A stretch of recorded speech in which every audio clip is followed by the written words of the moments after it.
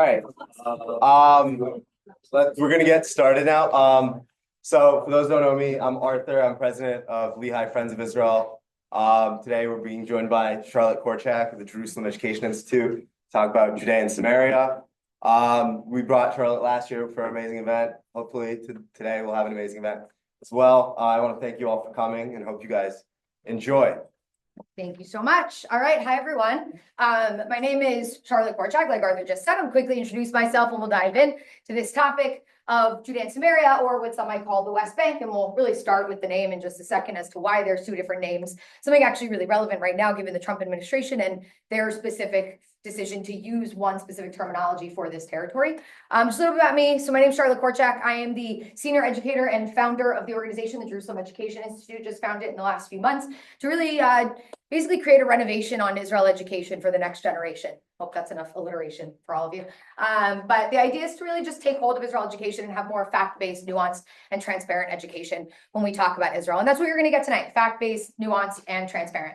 Open and honest. I'm not trying to hide anything. I'm trying to give people facts and information so that people can come to their own informed decisions about this incredibly complicated issue, not just the West Bank, Judea and Samaria, but the broader issue of Israel, Palestine, and the conflict going on there.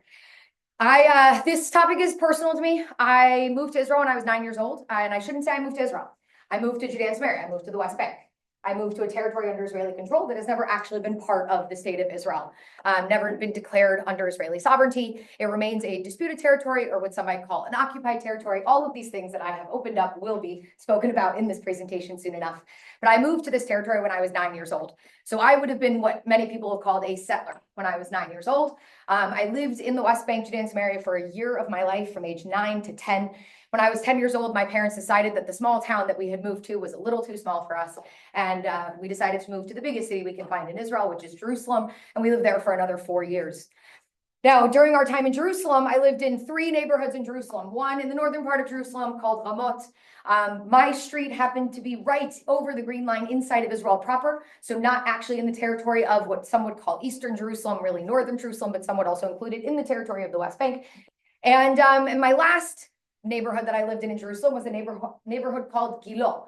Gilo is in the most southern part of Jerusalem and is completely over the Green Line inside of what is known again as Eastern Jerusalem, but technically it's Southern Jerusalem, and again, part of the territory that many would call the West Bank.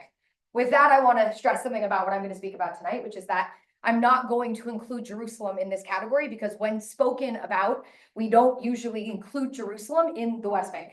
We talk about Jerusalem as a separate territory. Jerusalem was actually, Israel did apply their sovereignty to Jerusalem in 1967 after the Six-Day War.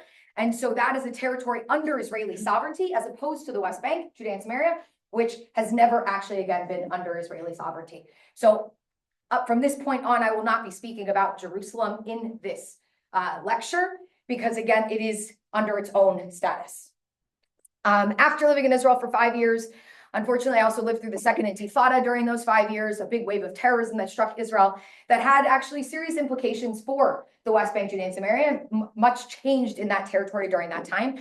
And I unfortunately lost 3 friends in one suicide bombing in that area who were killed inside of Judea and Samaria, and they are still buried inside of Judea and Samaria. So when I say this territory is personal to me, I mean it.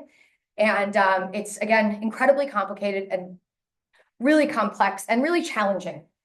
So with that, after I lived there, I actually moved back to the United States, where I finished up high school and then went off to the University of Southern California to get a degree in Middle Eastern history. And then after that, I went on to work for an organization called Stand With Us, which is an Israel education organization. And I worked with them for the last 15 years of my life, building myself up to become the international senior educator for that organization before I decided to break off and create the Jerusalem Education Institute. So that's me in a nutshell. Now let's dive in. Let's dive into the topic of, again, the West Bank, Judea and Samaria. And I want to start with, again, that name. Why do I keep using both? Because they both mean the same thing. And there's politics behind it. So let's go into it. First, Judea and Samaria. Judea and Samaria is the biblical name for this territory. The territory that we talk about comprises the northern part of the area is the Samaritan Mountains, so Samaria. And the southern part is the Judean mountains and the Judean desert. And so it is called Judea and Samaria. It didn't actually have a line around it, a border around it, until the end of the War of Independence.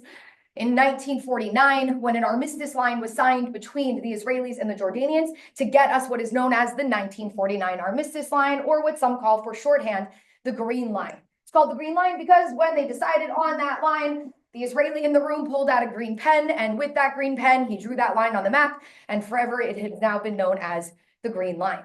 Prior to that, again, there was no border around this territory. Again, this territory was denoted by the physical elements on the ground. So again, the mountains and the desert of Judea and Samaria. At that same time in 1949, when the Israelis and the Jordanians signed that ceasefire agreement, the Jordanians then had control over the territory of Judea and Samaria. They then tried to annex that territory in 1950, making it part of Jordan. Nobody recognizes this annexation, but this is also when Jordan will name it the West Bank. Why? Because at this point, it was now the only part of Jordan that sat on the west bank of the Jordan River. And so the name the West Bank is a much more modern term. It came again from the Jordanians, who were an occupying power in that territory. And that is why many Israelis and Jews today will not use that terminology, because it is, again, terminology of the occupying power that was the Jordanians between 1949 and 1967. It's why many Israelis insist on using the term Judea and Samaria, which is, again, the biblical term that we've been using for this territory going back about 3,000 years. I will use them interchangeably.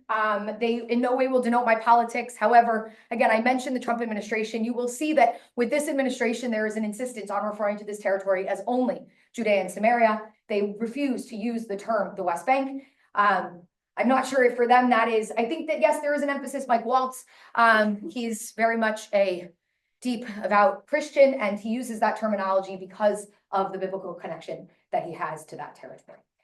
So that's just the name, and we're already getting into some complexity. So now let's dive into a little bit of the history, just so we understand how this territory exchanged hands over the last 100 plus years.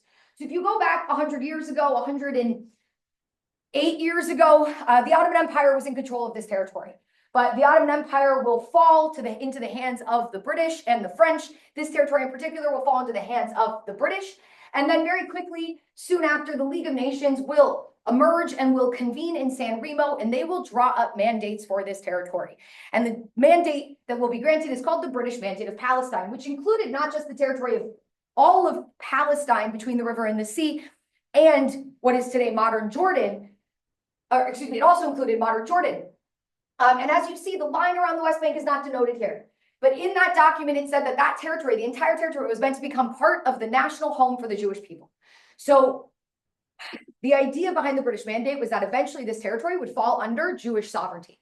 Now, the British finagled with the map a little bit in the few years after the San Remo Conference because of deals that they had made with the Arab nationalists and with the French, and they will chop off the territory to the east of the river, Transjordan, and make it a separate country. They will also chop off the Golan Heights and hand it over to the Syrians, and what remains of the British Mandate of Palestine is the territory between the Jordan River and the Mediterranean Sea. Again, when Palestinians refer to the territory of historic Palestine, this is what they are referring to. Historic going back to the early 1920s.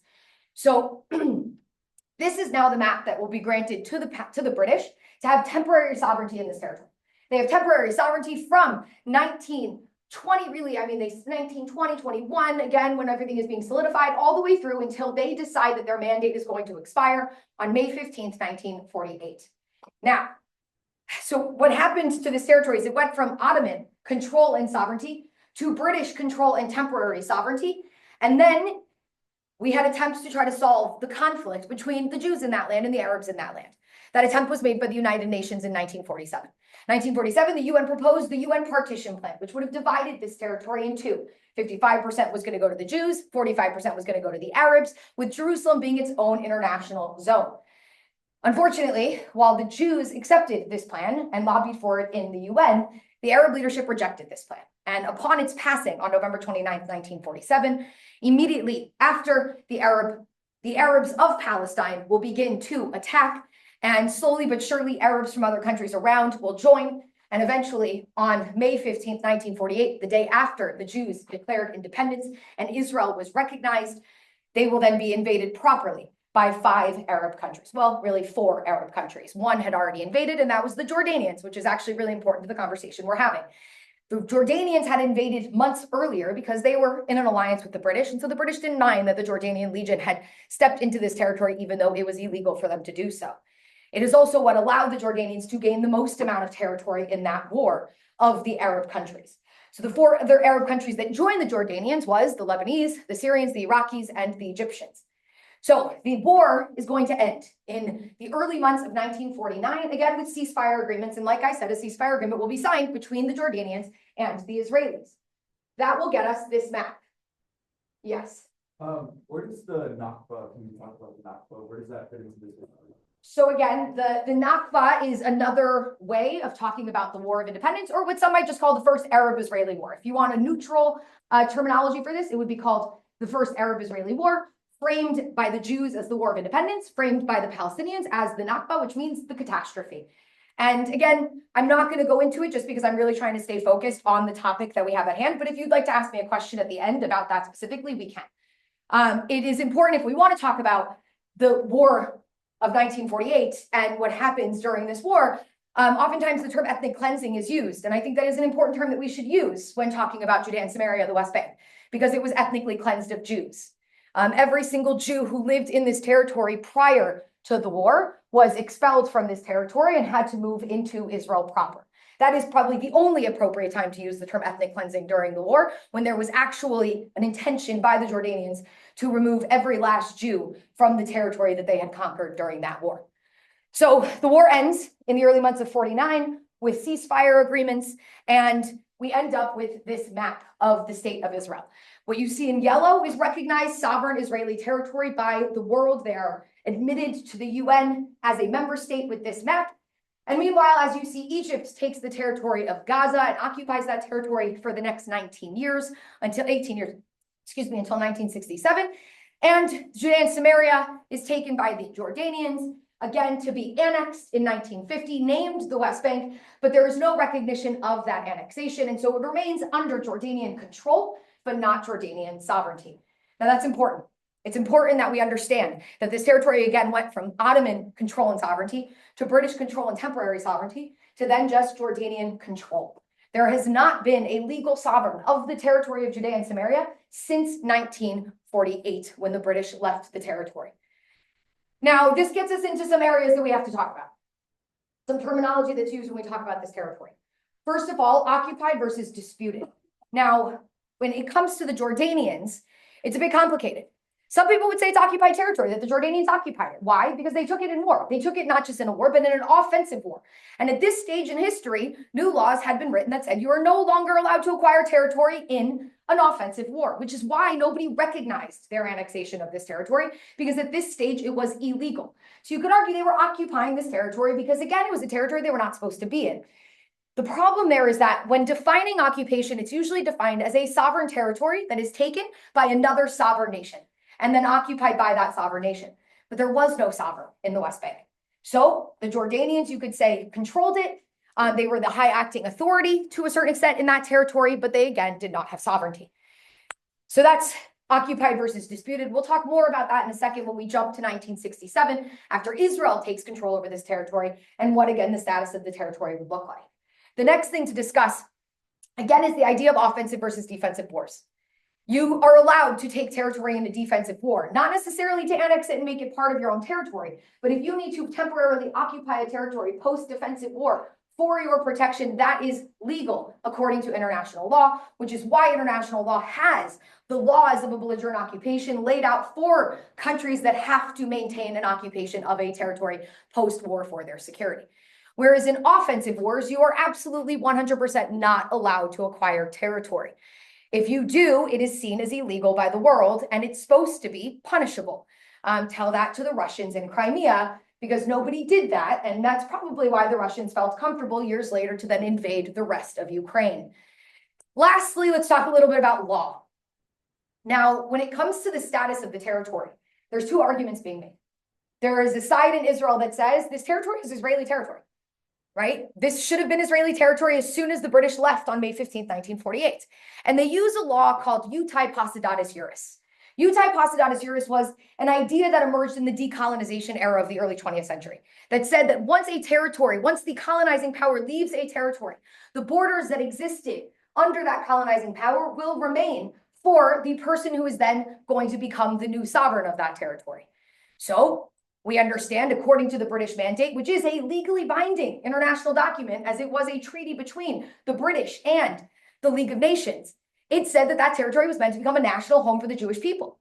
So the argument is that as soon as the British left on May 15, 1948, Iutai Possidetis Juris would have kicked in, and the entire territory between the Jordan River and the Mediterranean Sea was meant to become sovereign Jewish territory. Problem was that the Jews didn't have control over that territory. The Jordanians did. And so some of these people argue, well, that actually means that Jordan was occupying what was meant to be Jewish sovereign territory, hence the term of the use occupation, and an occupied territory under the hands of the Jordanians. There is a counter argument to this that says, well, there was a fundamental change of circumstances, which is what rebus sic stantibus really stands for.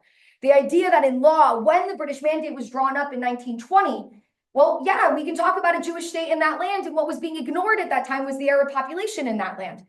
And so by the time you get to 1948, well, rebus sic stantibus, there was a fundamental change of circumstances. There was a better understanding by the Western world that there were Arabs also living in this territory, and that they were the majority, and that they also had a right to self-determination. And therefore, we should ignore that, or maybe deem the British Mandate null and void, because the fundamental change of circumstances has occurred. The UN partition plan tried to change this reality. We can't quote the UN partition plan when it comes to international law because it was passed by the General Assembly of the UN, meaning that it holds no legal weight. So let's understand, General Assembly resolutions are at best advisory statements for what the UN General Assembly believes should happen in a specific territory in this context. So that's some of the legal ideas that have been floated around. We'll talk a little bit more about legality in a second. Now, the Jordanians will control this territory from 1949 until 1967. They mostly treat it as a backwash. It is not a territory that is developed. The infrastructure is not developed. Much of the territory actually falls into disrepair. The only area that is of any significance to the Jordanians is the city of Jerusalem. They had an ambassador to Jerusalem, and they sort of took care of the city of Jerusalem, but not so much. Maybe just the old city. Much of the eastern part of that city was neglected by the Jordanians as well. One thing that we should note is that because Jordan did annex the territory, in their minds, it was part of Jordan. So they then gave citizenship to all of the Palestinians living in that territory. Citizenship, maybe not all. To all the residents of the West Bank, they got citizenship. If you were a refugee, if you fled during the War of Independence, during the Nakba, during this first Arab-Israeli war, from what became Israel proper into the West Bank, and you ended up in a refugee camp, you were not granted citizenship by the Jordanians. So there were some people in the West Bank who had citizenship and a large amount of people who did not. And those were the refugees in that territory. That's Egypt, that's Jordanian control from 1949 until 1967. 1967, Israel ends up in another war, another defensive war. And this one is not hard to know whether it's offensive or defensive, especially when it comes to the Jordanians. The war is known as the Six-Day War. On June 5th, 1967, Israel preemptively will strike the Egyptians as a result of ongoing actions taken by the Egyptians that led Israel to believe that an Egyptian strike against Israel was imminent. What were those actions? Well, first of all, they closed the Straits of Tiran, this little waterway to Israeli shipping. When you blockade a waterway, an international waterway to one country, that is an act of war. That is what actually started this war, making it again a defensive war fought by Israel. Not only did they close the Straits of Tiran, but in the 1950s, the Sinai had been full of UN peacekeepers. UN peacekeepers were sent there to keep the peace between Israel and the Egyptians. Well, Nasser, the president of Egypt at the time, kicked out those UN peacekeepers and then flooded the territory with 250,000 troops, amassing along Israel's border, sending again a message to Israel that they're probably about to attack, prompting again an Israeli preemptive strike. Now let's understand, in international law, preemptive strikes are seen as preventative warfare, not offensive warfare. Preventative warfare is, again, a defensive measure. So Israel will preemptively strike the Egyptians on June 5th, 1967, having sent a telegram to the Jordanians saying, do not get involved. This is a war between us and Egypt, not between us and the Jordanians, and you don't have to fight. But here's the thing. Jordan, Egypt, and Syria were allied with each other at this point. And immediately after Israel preemptively struck the Egyptians, the Jordanian military was put under Egyptian control. And almost instantly, we will start to see Jordanian attacks across the seam line in the city of Jerusalem, which again had been divided at the end of the War of Independence. And Israel then has to engage with the Jordanians in Jerusalem and then further into the West Bank. So again, from the Jordanian standpoint, fully defensive. Even from the Egyptian standpoint, fully defensive. But some like to argue that no, it was an offensive war fought by Israel because Israel fired the first shot in that war. Well, that's not what starts wars. What starts wars are acts of war. And Egypt was definitely the first person to commit an act of war in May of 1967. So Israel fights against these three armies. I should say the Syrians also invaded from the Golan Heights. And 6 days later, this war ends. Israel gains a tremendous amount of territory, all of the Sinai Peninsula and the Gaza Strip from the Egyptians, the Golan Heights from the Syrians, and the West Bank, Judea, and Samaria from the Jordanians. Now, Israel had to decide what to do with this territory. You're not allowed to take territory in war. Even in a defensive war, again, you can occupy it, but you're not allowed to take it and make it part of your own country. So there was a debate within Israel. What do we do with this territory? And there were the people on the left who said, we should give it back. We should give it up. If it will bring us peace, we don't want to hold on to this. And also, more importantly, there are a bunch of Palestinians living in this territory, and we don't want to have to rule over their lives. That was one perspective. You had the right saying, absolutely not. This war was waged upon us. We have every right to maintain control over this territory. They're going to keep attacking us. We need to maintain our safety. And some went as far as saying we should make this part of Israel, right? And we'll get into that perspective in just a second. And then you had people in the middle who said, you know what? We should use this as a bargaining chip. We want to make peace. And we have land that the Arabs want. So let's create a reality of land for peace, where we'll offer them the land that we took, and they'll give us peace in return. And that's exactly what Israel did. They turned to the Arab world and said, let's make peace, and we'll give you your land back. And the response that they got from the Arab world was relatively simple. No peace with Israel, no recognition of Israel, no negotiation with Israel. We're not here to talk to you. We don't believe that you have a right to exist. Up until this point, not one Arab country had recognized Israel's existence. And they continued to refuse to. So they said, no. Israel said, okay, well, you're promising us more war, which means that we have every right to occupy this territory and keep our military there to protect ourselves from a future war, which is exactly what Israel did. Now, soon after the Khartoum Resolution was issued in September of 1967, the UN Security Council decided to chime in on this issue. They want to see an end to this conflict in the Middle East. And so they passed a resolution, UN Resolution 242. This happens in November again of 1967. Now, there are a few things that we should note in this resolution. First of all, it emphasizes the inadmissibility of the acquisition of territory by war. That is clearly a message to Israel, because Israel was the only country in this war that acquired any territory. So it says you're not allowed to acquire territory anymore. We're aware of this, right? It goes on to say that they want to achieve a just and lasting peace in the Middle East, and to do so, there should be the application of the two following principles.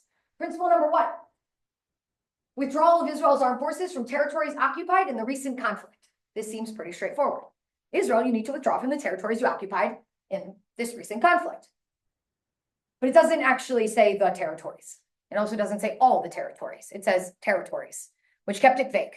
Now, you might be saying, Charlotte, you're being a little nitpicky here, but I wasn't the one actually being nitpicky. The Americans and the French and the British were. Nope, the Russians, sorry. The Americans and the Russians. The Russians were going to bat for the Arabs. The Americans were going to bat for Israel. And the Russians insisted that the word all and the should be included so that there's no confusion. The Americans said absolutely not. You cannot include either of those words. It will say territories and only territories, keeping it intentionally vague, leaving room for some territorial exchanges.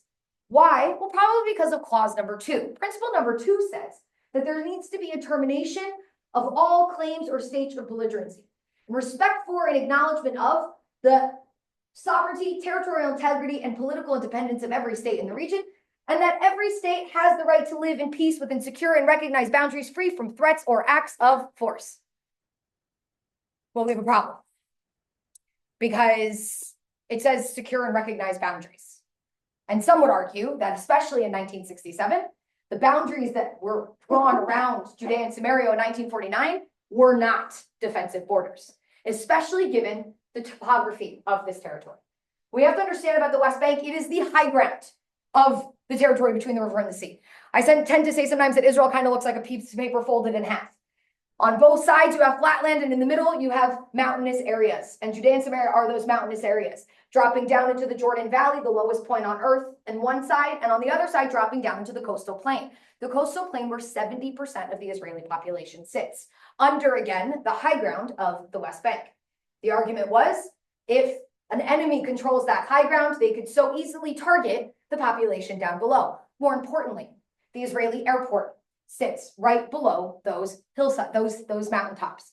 And it would not be difficult for a terrorist organization with an RPG on their shoulder to be able to fire at an incoming or outgoing aircraft from Ben Gurion Airport and take out an airplane. So again, secure and recognized boundaries. And so this clause, principle number 1, was left vague so that we could play around with those lines to maybe draw new lines that were secure for Israel. Now, some would argue UN Resolution 242 is being violated by Israel. They haven't withdrawn from any territory. Now, that's not true. Now they have, right? But it's all about precedent. Has this ever worked? And the answer is yes, it has actually worked, right? When it did work, principle number 2 came first. And then principle number 1 happened. In what context? 1979, when Israel will go ahead and make peace with the Egyptians. In 1977, the Egyptian president Anwar Sadat will come to Israel. He will go to the Israeli parliament and he will recognize the state of Israel. That's part of principle number 2. Recognition of the territorial integrity, sovereignty, and political independence. Sadat did that. Then, in 1979, he signed the Camp David Accords, which was an end to all claims or states of belligerency, eventually leading us to the final document, which was the Israeli-Egyptian peace treaty. Then, in 1980, Israel began its withdrawals from the Sinai Peninsula. They withdrew in 3 phases over the next 3 years, 1980, 81, and 82, with their final withdrawal. And the purpose of the phase withdrawal was to ensure that the peace would hold, and it has until today. And there is actually tremendous cooperation between the Israeli military and the Egyptian military in that territory. So it worked. When principle number 2 came first, it worked. Now let's talk about when principle number 1 came first. And I think you all know what I'm talking about this time.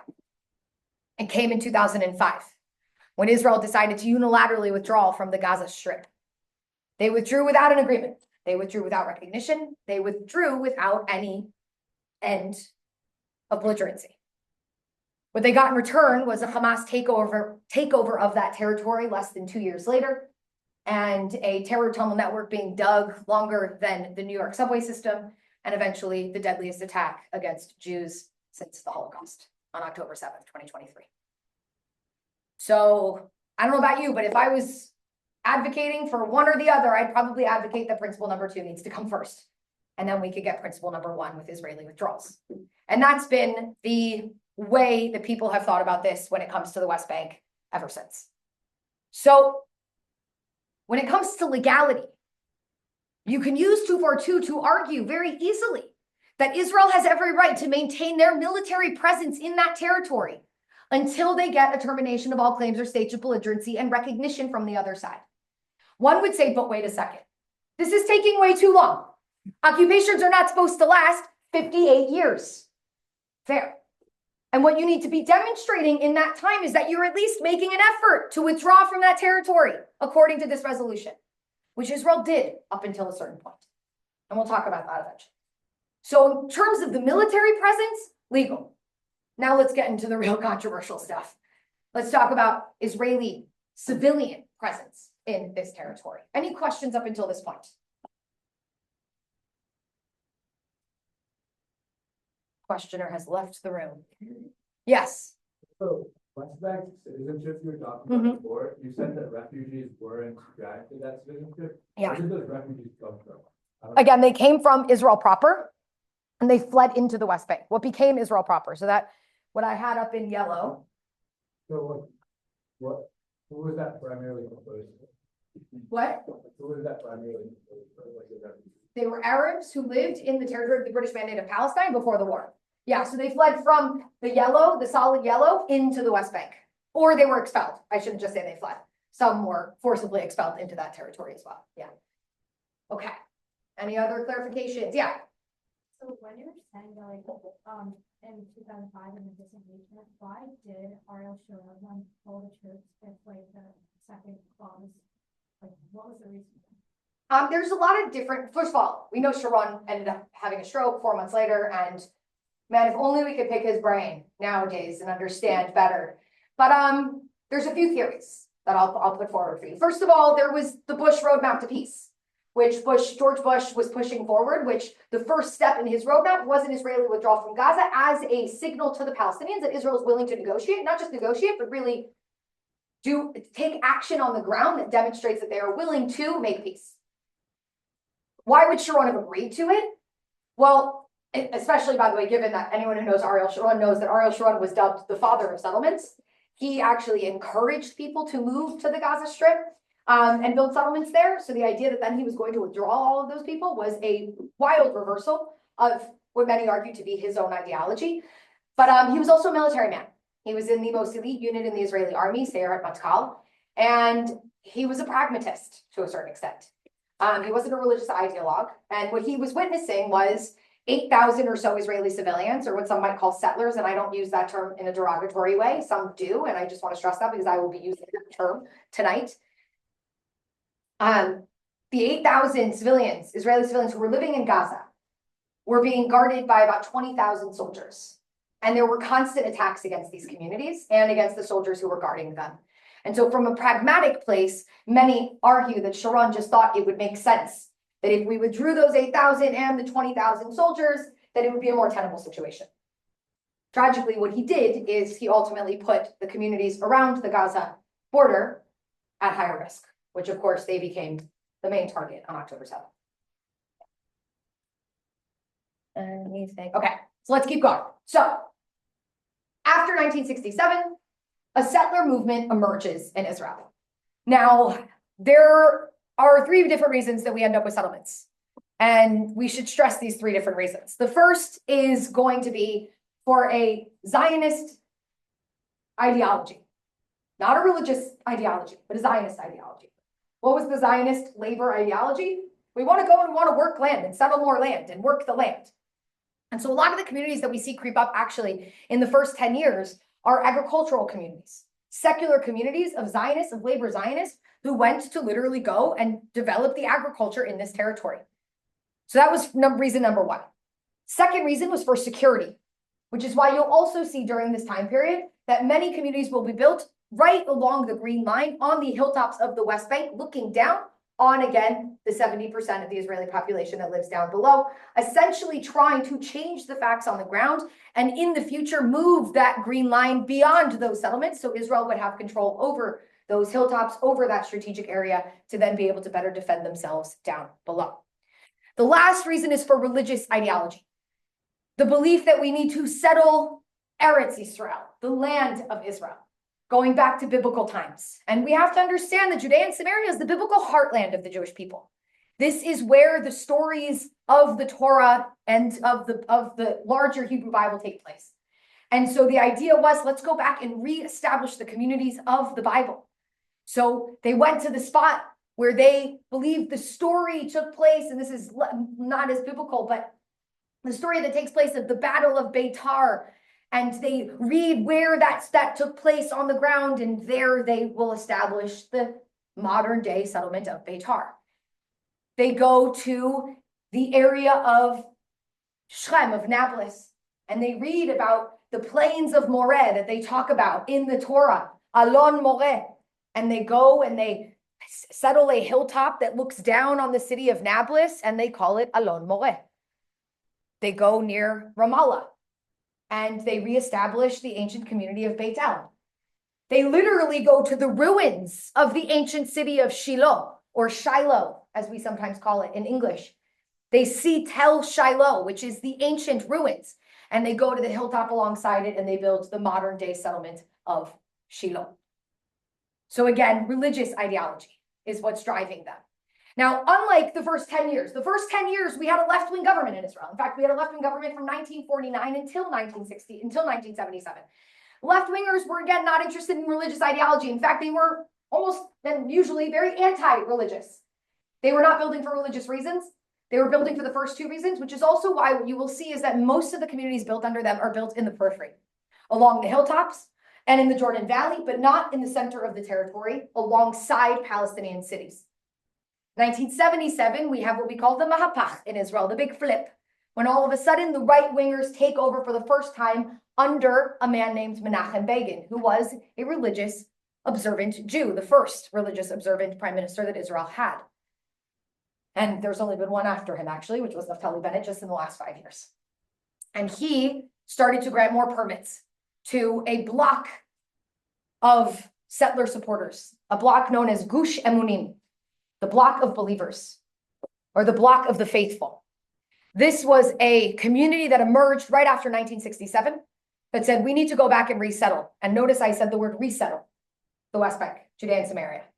It was driven by, first and foremost, individuals who had actually lived in Judea and Samaria prior to 1948. Let me tell you the story of Kfar Etzion. Kfar Etzion was one of 4 communities that was immediately south of Jerusalem, on the highest point actually in that territory.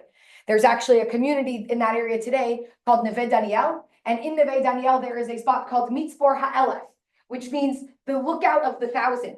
Why the 1,000? Because it is 1,000 meters above sea level. And to this day, soldiers will go up to Mitzvor Ha'elef to use it as an observation point because of its very high and strategic nature.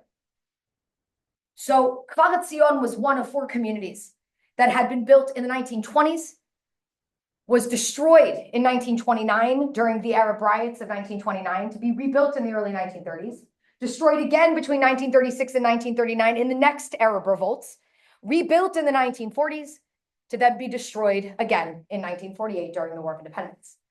Kfar Etzion is a territory that was bought by a Jewish man. His name was Holtzman. Anyone know German? So many Jews in the room, and I'm so glad none of us know German. Holtzman, no, I'm serious. Holtz means wood.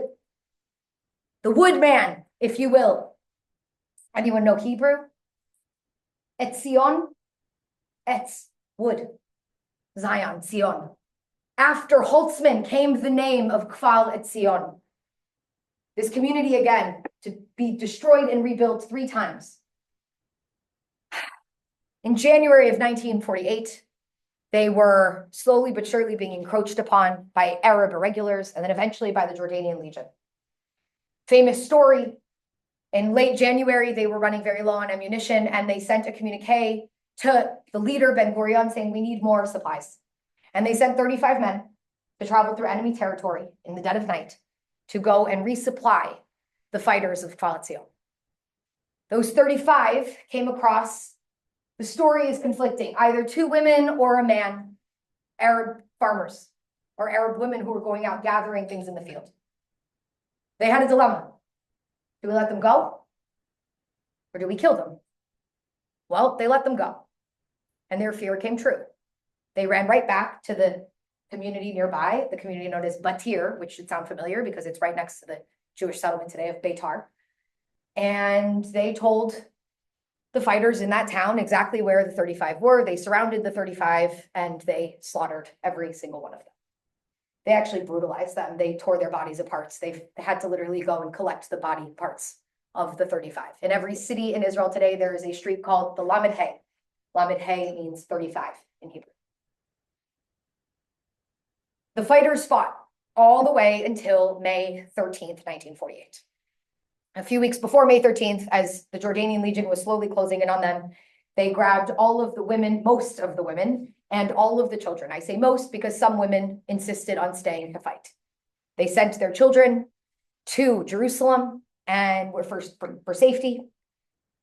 And on May 13th, 1948, as they were running very low on ammunition, the Jordanian Legion surrounded the community of Kfar Etzion. And as they had officially run out of ammunition, the fighters of Kfar Etzion surrendered to the Jordanian Legion. And then every single one of them was slaughtered. The day before Israel declares independence. There was, the entire community was destroyed. There was one thing that was left in its wake, a giant oak tree that became known as the lone oak, or in Hebrew, Ha'alon Haboded.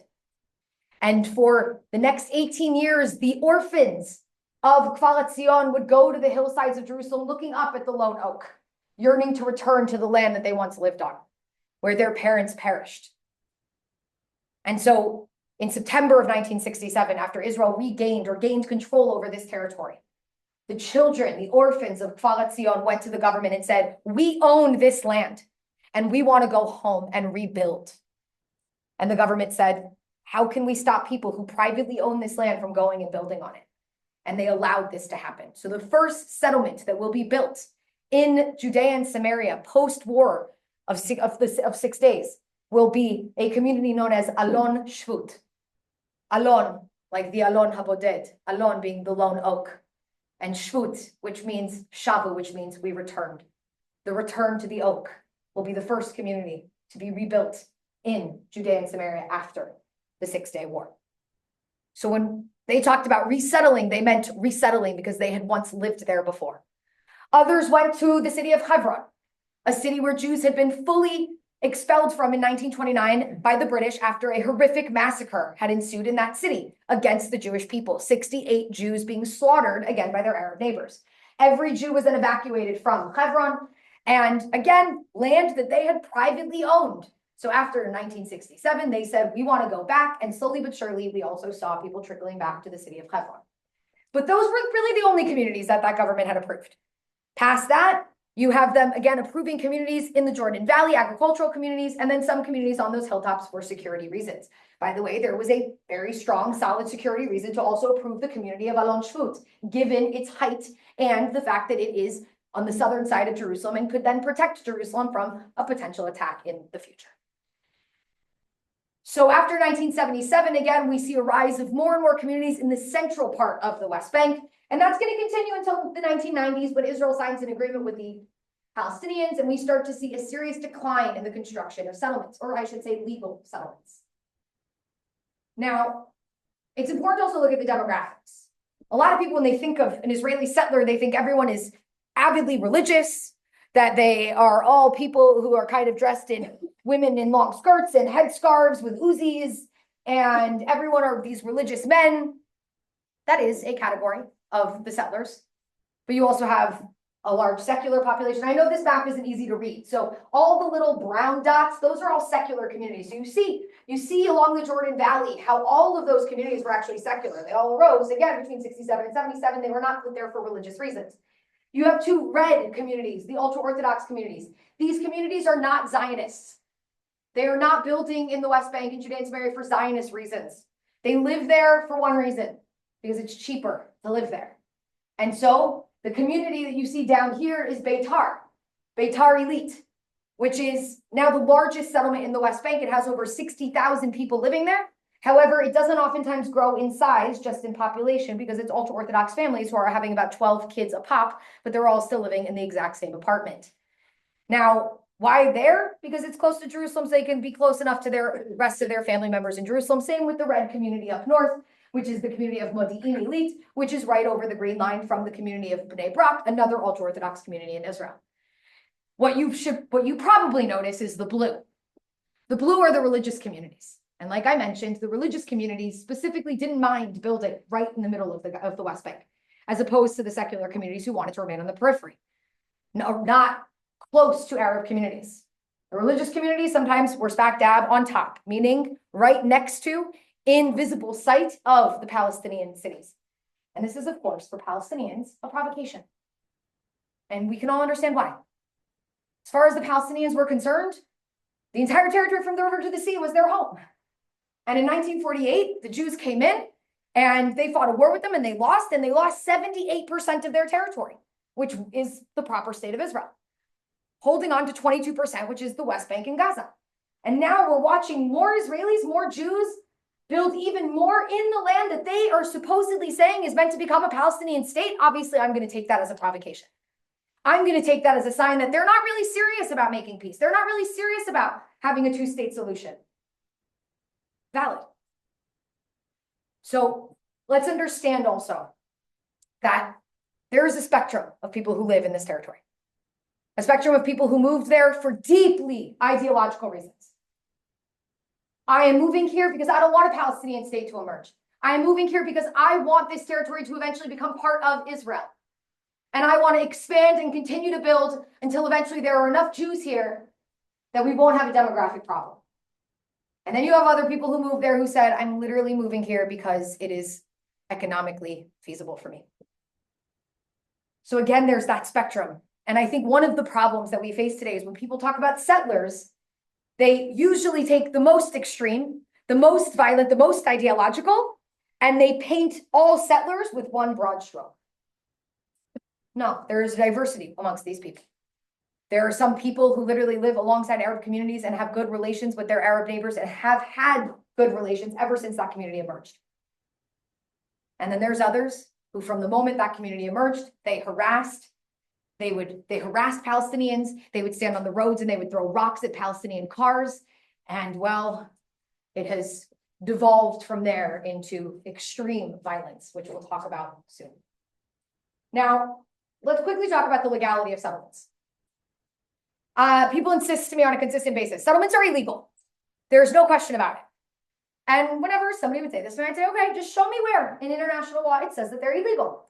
And almost exclusively, I would be quoted one thing from international law, and that's Article 49, Part 6 of the Fourth Geneva Convention, which states that the occupying power shall not deport or transfer parts of its own civilian population into the territory it occupies.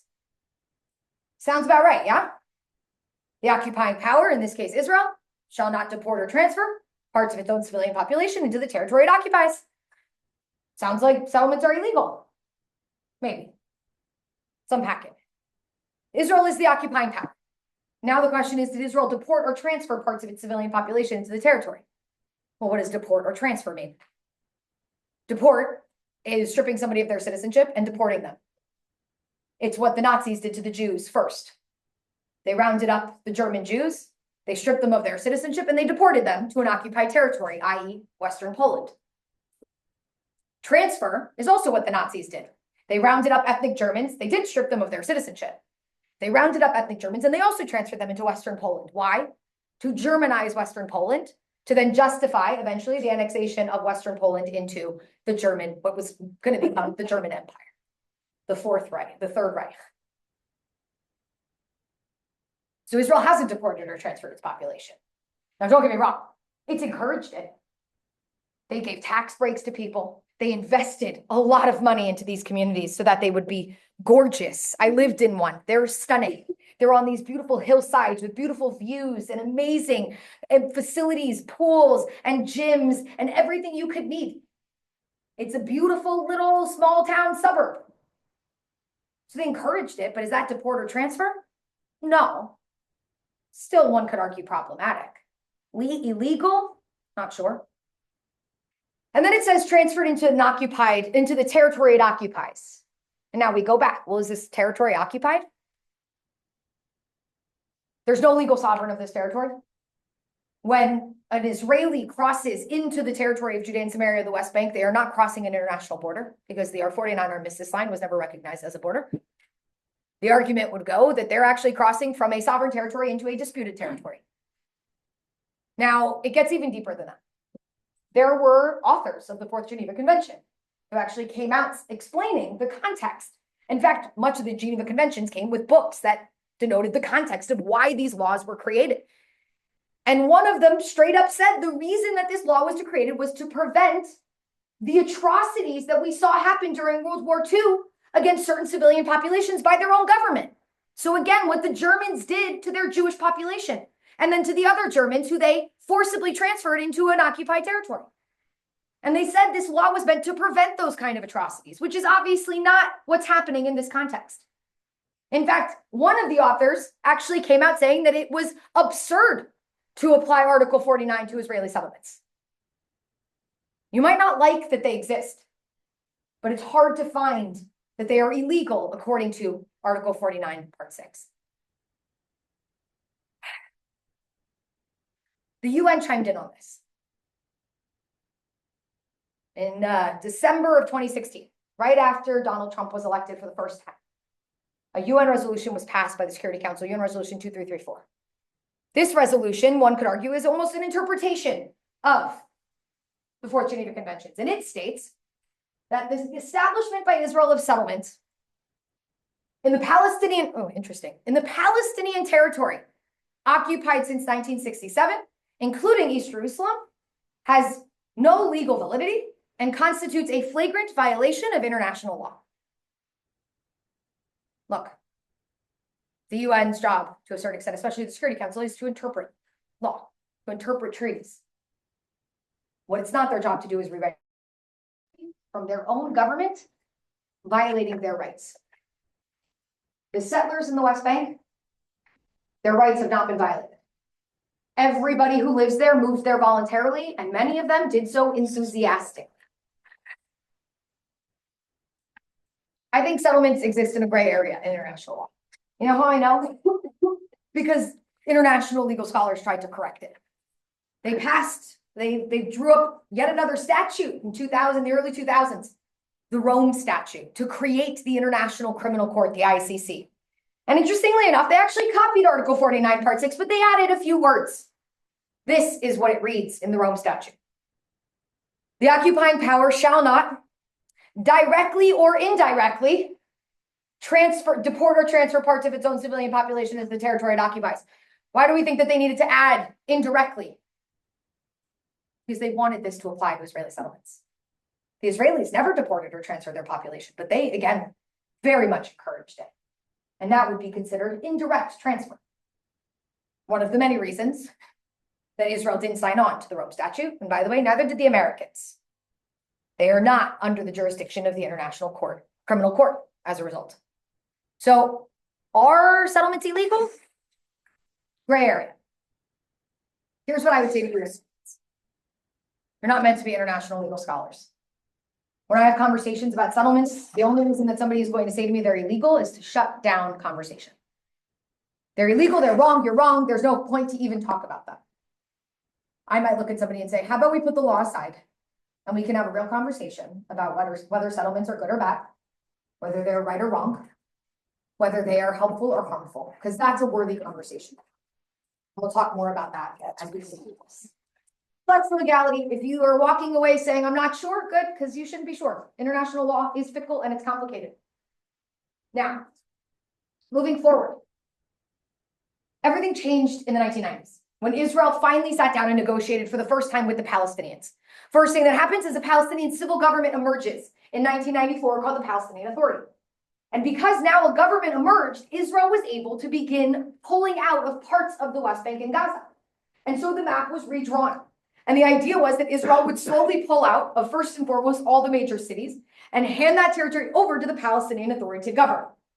They did so in Gaza, where they withdrew from 80% of the Gaza Strip. That was all the major cities of Gaza, Gaza City, Rafiah, Khan Yunis, etc. All these cities that some of us have become much more familiar with in the last year and a half. And then in the West Bank, they divided up the area into 3 areas, A, B, and C. Area A makes up about 17% of the West Bank. In that area at the time, about 55% of the population of Palestinians lived in Area A. And that territory was then going to fall under full Palestinian Authority control, meaning Israel fully withdrew every soldier from that territory, and they handed it over to be governed both civilly and from security matters by the Palestinian Authority, meaning healthcare, infrastructure, education, amenities, utilities, policing, the legal system, the prison system. Every single aspect was now going to be under the control of the Palestinian Authority. So now we have areas in the West Bank, the major cities of the West Bank, Ramallah, Bethlehem, Jenin, Tulkarm, Shechem, Kalkilia, Jericho, that will now fall under full Palestinian Authority control. Second is Area B. Area B makes up about 24% of the West Bank. About 41% of the Palestinians who live in the West Bank lived in Area B at the time. And that area would then fall under partial Palestinian Authority control and partial Israeli control. The Israelis would still have security oversight in that territory, meaning the IDF didn't withdraw from that area, but they handed over all civil matters to the Palestinian Authority. So again, healthcare, infrastructure, education, amenities, utilities, policing even, and yes, even somewhat the legal system, meaning if in Area B, a Palestinian commits a crime against another Palestinian, that would be under Palestinian Authority jurisdiction and under their laws and their court system. But if somebody is engaging in terror Palestinians are engaging in terror in that area, that would be under the jurisdiction of the Israeli authorities, the IDF. And they would go to the IDF military court system. Okay. Lastly, we have Area C. Area C is the vast majority of the West Bank. It's 59% of the West Bank. In that area at the time, 4% of the Palestinians who lived in the West Bank lived in Area C. And what makes up Area C? I should have said, what makes up Area B, by the way, are the smaller towns and villages of the Palestinians. All right, and there are no Jews in A or B. Area C are all the uninhabited lands, the major roadways of the West Bank, which will be built at this time, and all of the Israeli settlements. So again, there are no Israelis who live in areas A or B. They only live in Area C, in an area that comprises less than 10% of the West Bank today, which are Israeli settlements. Why is this important? Well, this was never supposed to be permanent. This was actually only supposed to last 5 years. It was an interim agreement. And the idea was that in those 5 years, we would continue to negotiate, Israel would continue to negotiate with the Palestinians, and eventually there would be a withdrawal to a final line that would create Palestinian self-government on one side and the Israeli state on the other side. We never got to those final agreements. So this becomes the status quo and remains the status quo until today. But here's why it's also really important. People look at the West Bank, and oftentimes there's propaganda about the West Bank, where people will say, well, there's clearly inequality here. Some people will go as far as using the term apartheid when talking about it, because they will say, well, I go to Palestinian cities, and I see the infrastructure, and I see how poorly it's taken care of, and then I go to an Israeli settlement, and I see how well kept up it is. Clearly, Israel is distributing funds unequally. Clearly, they are taking care of the Jews way more than the Palestinians. You could have made this argument up until the 1990s.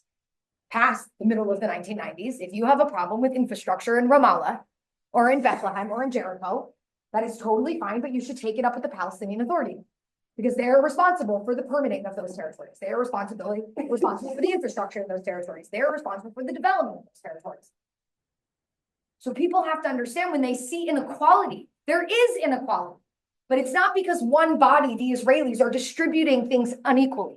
It's because now you have two authorities. You have the Israeli authority and you have the Palestinian authority, and they have different jurisdictions. So Israelis who live in that territory, that was loud, Israelis who live in that territory get rights from the Israeli government, and they have all the rights, same rights that I have, all the freedoms that I have as an Israeli citizen. And they get healthcare from Israel, and they get education from Israel. Meanwhile, if I'm a Palestinian who lives in the West Bank, I'm going to get those services from, or a lack thereof, from the Palestinian Authority. So there is inequality, but it's not because it's coming from one body. It's because you have two bodies who are doing things differently. That's the situation. And that's the important thing to understand about the distribution of this territory and who controls what within this territory.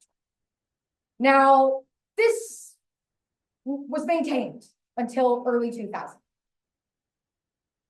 Israel wasn't supposed to go into Area A. All of any terror that rose in that area, anything that happened there, that was under the jurisdiction of the Palestinian Authority, and they promised in Oslo, they committed to stopping terror. But then an outbreak of terror began in the year 2000, the Second Intifada. And by 2002, it reached its deadliest months, but February and March.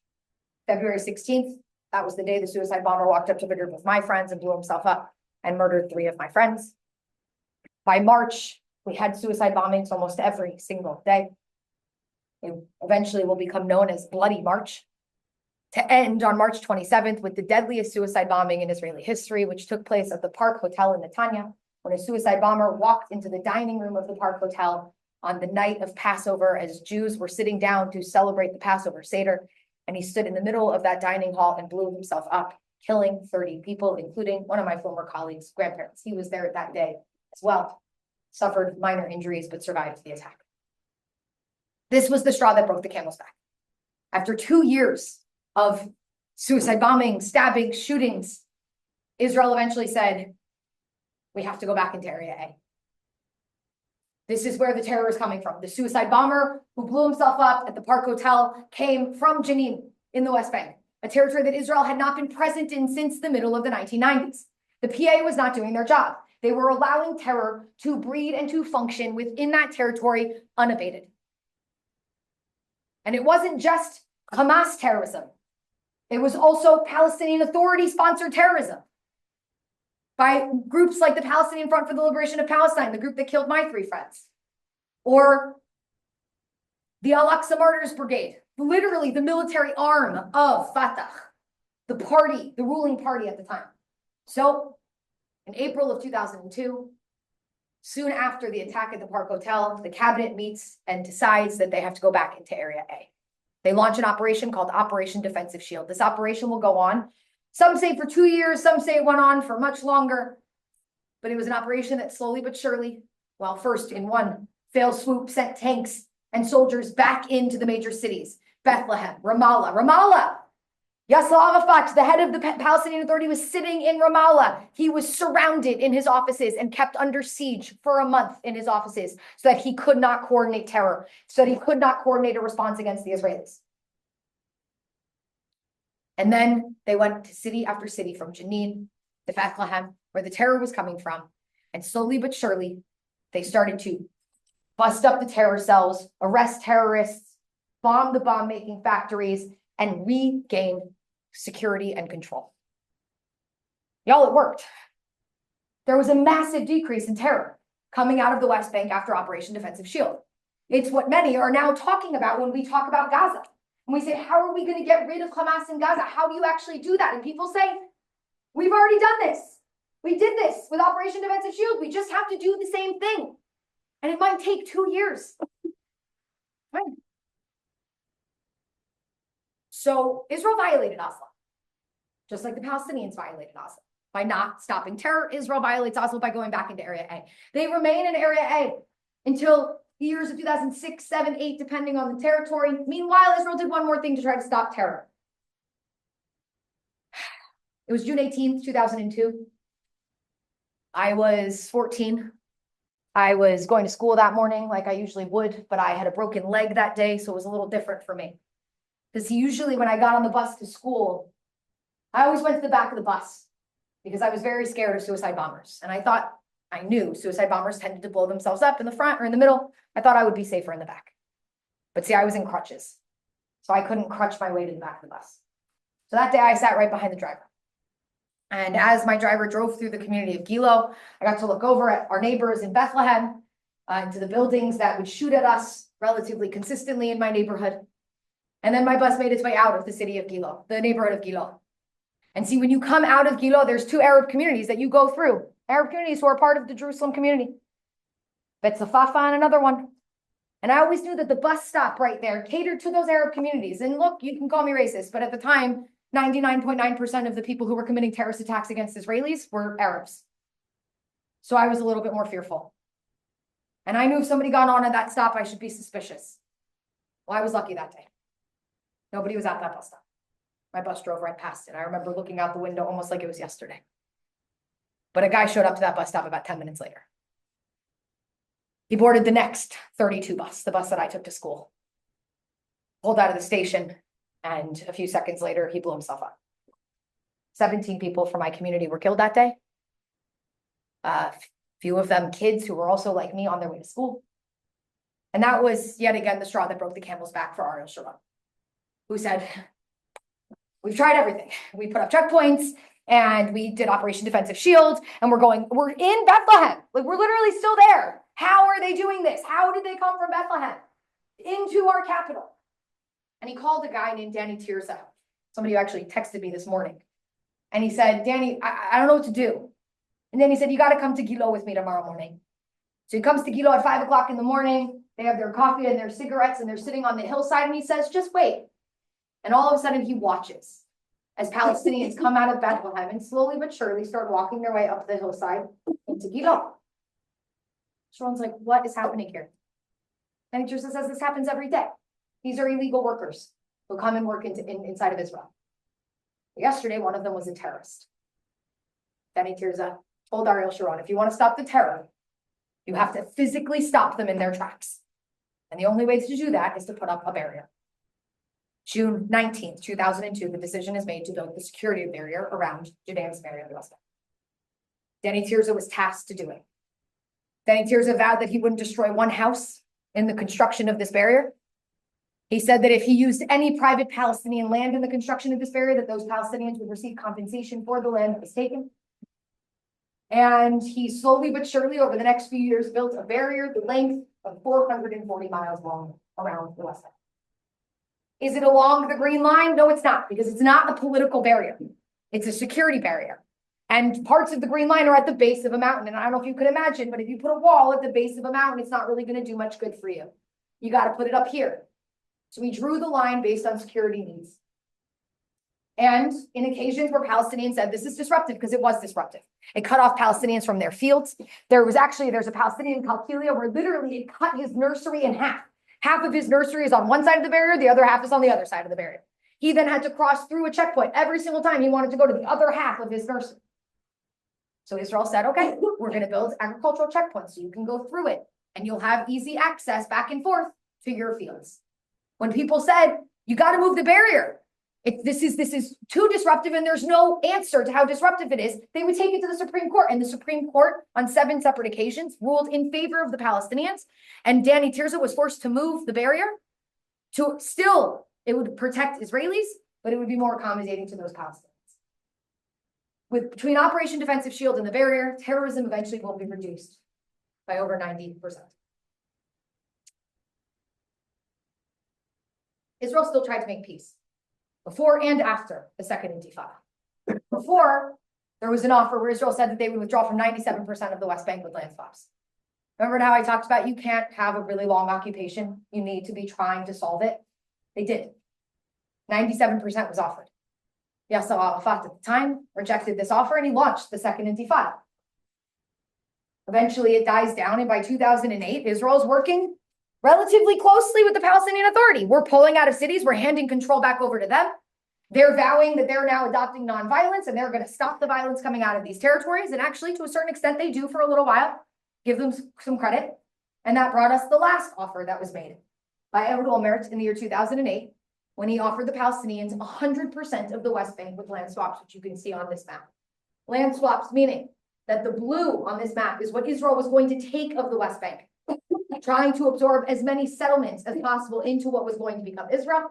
And the red is the territory that Israel was going to give up to the Palestinians of Israeli land in exchange for the land that they would take. And that also included the safe passage route, which shockingly enough was going to be a tunnel dug between the West Bank and Gaza to make the Palestinian state contiguous. Yet again rejected by the Palestinian Authority. This was the last offer put on the table.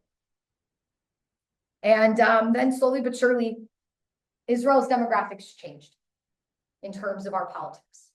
Before we get there, let's understand just the numbers today.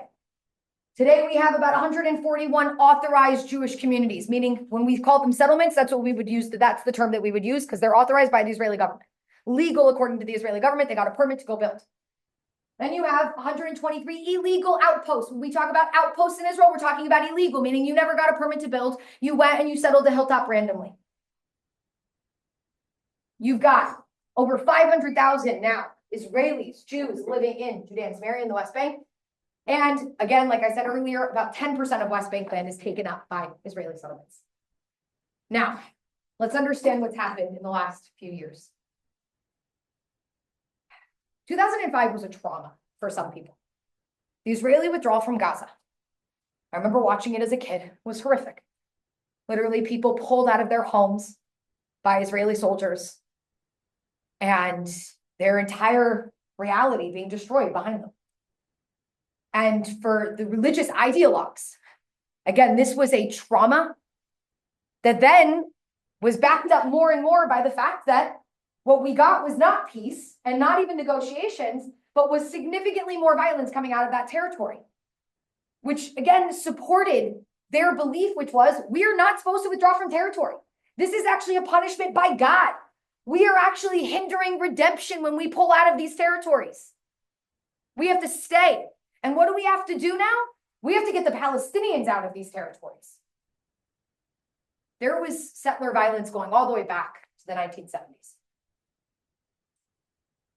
But post-2005, it starts to get significantly worse. And it gets worse also because the Israeli military doesn't do much to stop it. They would argue, well, we can't. We're the military. These are Israeli citizens.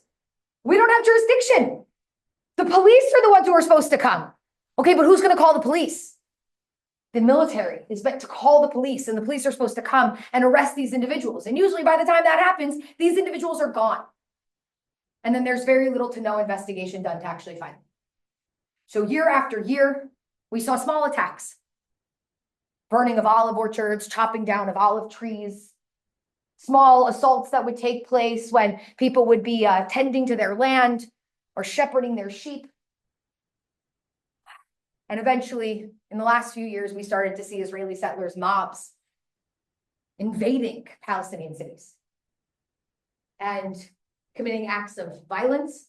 First, acts of vandalism, where they would burn cars, torch storefronts, sometimes homes, what were known as price tag attacks, they would say. They would say this was in response to Palestinian terror against Israelis.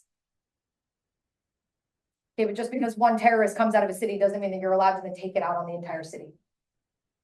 But eventually, like I said, these attacks grew to becoming more and more violent against individuals. This happened on Friday. A mob of Israeli settlers invade a small town known as Jinba. They attack Palestinians. They beat Palestinians. The army shows up. And by the time they do, the settlers are gone. They arrest 20 Palestinians. Not one settler has yet to be arrested. And not only that, but then the IDF, the band, the unit of the IDF that they called up was actually a unit of settlers who were brought into the IDF after October 7th because we have a lack of manpower. And so these are reservists who live in the settlements, who believe in the ideology, who then come in and they're the ones who are supposed to be protecting the Palestinians, and they do the opposite. Not only do they arrest 20 Palestinians, they also then ransacked their factories. This is not a rich, wealthy town. This is a very poor town. They make their money by selling things like butter and other dairy products. And they ransacked these factories, dumping out the butter, dumping out literally their livelihood on the ground. You can watch videos of this. And it happened on Friday. Don't even get me started on a year and a half ago, 2 years ago now, when Israeli settlers went into the village of Hawara. And I mean, so many words, basically committed a pogrom, terrorizing the Palestinians in that town. And then watching as it burned, cheering it on. And again, how many were arrested? 3. How many are still sitting in jail? None. I am somebody who teaches facts, and I have a set of values that I teach them on top of, which is I don't believe in lawlessness. I don't care who you are. I don't believe in racism. And these individuals believe that they're above the law. They are deeply racist towards the Arab population, and they are causing tremendous harm. They are a tiny minority of the settler population who give the settler population a really bad name. But at the same time, it is also the responsibility of the Israeli government to stop these people. Now, here's the problem.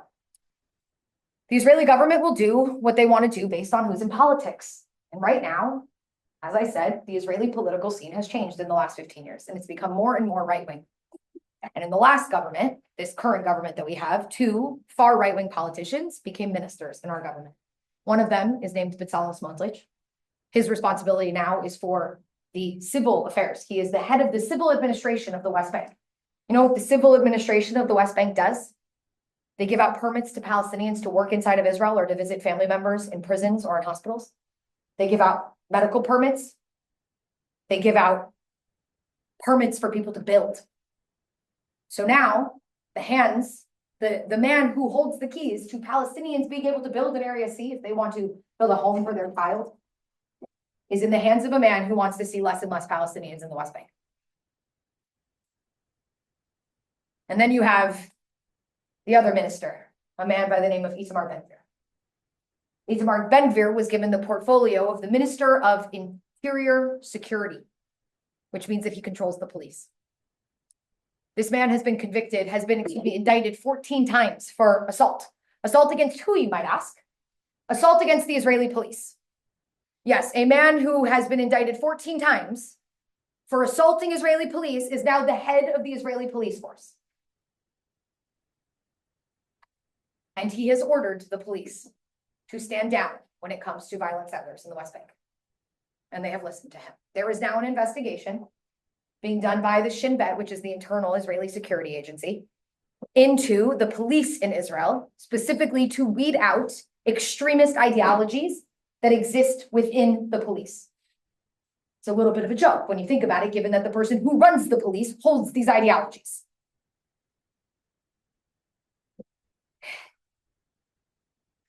I get very angry when, one, people take the extreme and label everyone as the extreme. And by the way, that I don't just get angry when that happens to Israelis, I get angry when that happens to Palestinians. I don't understand how Jews who say, how can you talk about all the settlers when it's just a tiny population, can't literally apply the exact same logic to the people in Gaza and Hamas. But I also have a serious problem again with a country who is supposed to be a country of law and order. I think Israel has been a country of law and order, is now not so much upholding law and order in one area that is actually making the conflict significantly worse every day. Because for Palestinians, all they know of Jews, to a certain extent, are the settlers who have been terrorizing their towns. Meanwhile, we shouldn't neglect the fact that we've also seen a massive rise in terror coming out of the West Bank from Palestinians in the last 10 years, which has also led to a massive rise in counterterrorism. With more terror comes more counterterror. And tragically, counterterror involves everyone because terrorists don't wear uniforms. And so what we've also seen happen are counterterror operations that have also harmed innocent Palestinians. Specifically, the one that was launched just recently, Operation Iron Wall. Just launched last month, specifically in 3 towns where much of the terror was coming from, the towns of Jenin, Tulkarem, and Nur Shams. And as a result of this operation, 40,000 plus Palestinians have been displaced from their homes, and they still to this day do not know when or if they will be able to return. The West Bank is a powder keg that everyone is hoping will not explode. On October 7th, about half the soldiers who were called up that day for reserve duty were not sent to the northern border or to the southern border. They were sent to the West Bank to try to ensure that, again, this powder keg would not explode. And we've been doing small counterterror operations from that point until today. But this bigger one was launched as a result, again, of consistent terror that was happening in the last year. So where are we now? Where do we go from here? What are the next steps? Well, the idea of withdrawal from the West Bank, Judea and Samaria right now in Israeli discourse is completely off the table. After what happened from Gaza, no Israeli is feeling comfortable right now about giving up any territory, given what has happened in Gaza. So you have the status quoers. You have the people who say we just have to maintain the status quo. There's nobody to negotiate with, so we can't withdraw from territory, right? They don't believe in annexing the territory because there's a problem with that, and we'll talk about that in a second. So they're status quoers. We need to continue with what we're doing until a government emerges that is willing to make peace, willing to negotiate. This government, specifically the far right-wing flank of this government, Ben Gvir, Smotrich, and others, they are more and more trying to push the idea of annexation, but they wouldn't use that term. They would use the term application of sovereignty. So they would say, this isn't somebody else's territory that we're annexing, right? It's disputed territory. I think most people in the world would say, well, this is territory that your country and many others have said is eventually meant to become a Palestinian state. Either way, what they would like to do is take that territory and declare it part of the state of Israel. Why is that a problem? Well, it depends. If you care about a Jewish majority in the Jewish state, it could become a problem, especially since those same ministers sometimes dabble with the idea of also annexing Gaza. Today in Israel, there are 7.7 million Jews. There are 2 million Arabs who live inside of the state of Israel. In the West Bank, there are 3 million Palestinian Arabs. So if we were to annex the West Bank, there would then be 7.7 million Jews alongside 5 million Arabs in the state of Israel. With birth rates, we could see slowly but surely Israel lose its Jewish majority and therefore lose its status as a Jewish state. Some people say, no, it's fine. We just won't give them citizenship. That's what Ben Gvir and Smotrich would say. In fact, in the last election cycle, Ben Gvir, when asked, he said, not only would I not give them citizenship, I wouldn't even give them health care. Okay, that's illegal. But tell that to the head of the police, who was indicted 14 times for beating up the police. Some say we don't need to give them citizenship. They can just get a status of residency, just like the Arabs of East Jerusalem, and they will be forever permanent residents and will never have citizenship. And if they don't have citizenship, then they don't vote in the Israeli national election. They'll vote in municipal elections, local elections. And that way we can avoid them becoming a majority and voting Jews out of office. Again, I think everyone kind of hears the problem innately within that idea. You can't render a people permanently citizenshipless, because that's what they would be. Let's remember. I should have said this before, but in 1988, Jordan relinquished the citizenship. They revoked the citizenship of the people living in Judea and Samaria. So these people remain citizenshipless people. And if that plan was to be enacted, they would remain, again, permanently citizenshipless people. Sometimes, every so often, people who espouse this plan will say, no, it's fine. We'll just get Jordan to give them citizenship. I don't know who's convincing the king of Jordan, who already has 85% of his population who are Palestinians, to give even more Palestinian citizenship in a country where his status as a leader is already relatively shaky and unstable. So where do we go from here? I don't know, but it's not looking good. I can tell you that much. In fact, I've been speaking about this topic for over 10 years, and I think this is the lowest point we've ever been in when it comes to what is going on in the West Bank. Support for Hamas is at an all-time high in the West Bank. It's over 80%, probably because they've never lived under Hamas. And if there was an election tomorrow, Hamas would win overwhelmingly. We are in dire straits when it comes to this territory. And there aren't really many pragmatists in either government talking about a proper solution to what is going on with this territory. So we sit and we wait, and we hope for better times. Thanks, everyone.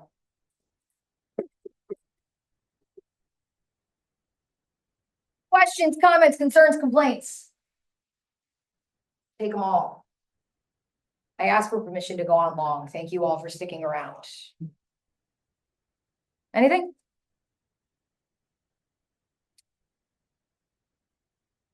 Sometimes I'm very comprehensive. No? Go. You said that, I forget what the question was, but of Jordan and Palestinians, Yeah. what defines them as Palestinian? Like if they're living in Jordan, what makes them? They fled from the territory that was Palestine pre-war of independence into Jordan. Okay. So they're Palestinian Arabs who fled into Jordan. Yeah. There are very few real Jordanians, like people actually from native to Jordan. Like mostly it was like Bedouin tribes, and then the Hashemites came in and took control when the British gave them control. So you have the Hashemites, who are actually originally from the Arabian Peninsula, who are ruling over the territory. There is a tiny portion of the population that are native Jordanians, who are like Bedouin tribes and rare Arab tribes that live there. And then the vast majority being Palestinians who fled into that territory. Are the Bedouins in Israel like connected to them? And no, they're just different tribes. Okay. Yeah. I actually met a Jordanian in an airport once, and he said, I'm Jordanian. And I said, a real Jordanian? What kind of Jordanian? He was like, no, a real Jordanian. Like my family's been there, native, like Bedouin. I was like, oh, cool. You're rare. And he was like, yeah, I know. So yeah, that's the makeup of Jordan today. It's very, and by the way, I should say, some people argue when they talk about a two-state solution, they'll say, we already have that, right? We already have a Palestinian state. It's called Jordan. It's a majority Palestinian. My retort to that is always, the day that they have Palestinian leadership is the day that you can call it a Palestinian state. But as long as they are living under a Hashemite leadership, it is a Hashemite ruled Jordan. And it's actually called, I don't know if you know, the full name of Jordan is the Hashemite Kingdom of Jordan. So it is a Hashemite kingdom in Jordan, ruling over Palestinians and Jordanians who are not Hashemites. Yeah. Yeah, how much support is there in Israel? Around 25%.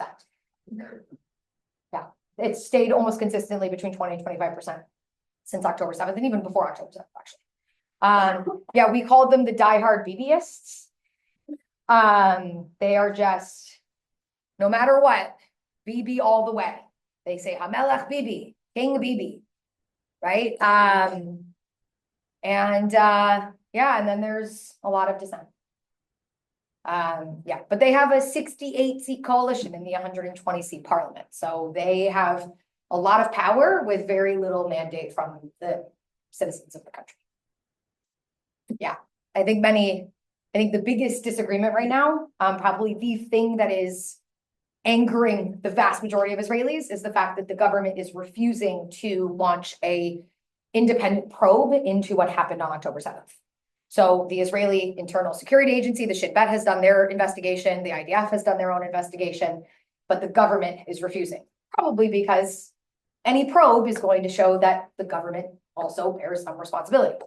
Some people argue that Bibi wants all the other groups to have their own probes and release those findings so that he can then say, see, they're all to blame. And then no government probe will happen. That's where there's tremendous ire against the government.